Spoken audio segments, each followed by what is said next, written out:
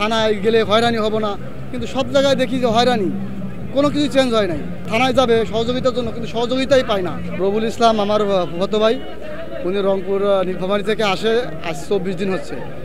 আসার পরে আইসেমনি উনি আবার আরেকজনের বাসায় গেছে বেড়াইতে, যাওয়ার পরে ওইখান থেকে আর কি দুপুরবেলায় খেয়ে বেরোয়ছে, বেরোনোর সাথে আর কি ফোন দিয়ে ডেকে নিয়ে গেছে সম্ভবত, ওর কল রেকর্ড আছে, সব কিছুই করা হয়েছে। উনি ওইখান থেকে নিখোঁজ আজ 24 দিন। থানায় যাওয়া হয়েছে, সব জায়গায় যাওয়া হয়েছে, কিন্তু কেউ জিডিও নেয় না, কোনো খোঁজও পাওয়া যায়নি এ পর্যন্ত, তার কোনো হদিস পাওয়া যায়নি।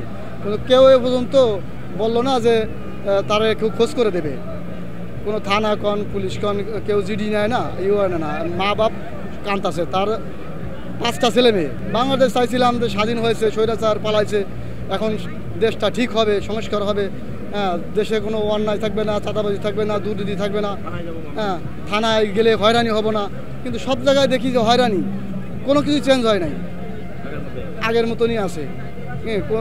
কেউ সাধারণ মানুষ একজনের জায়গায় থানায় যাবে সহযোগিতার জন্য, কিন্তু সহযোগিতাই পায় না।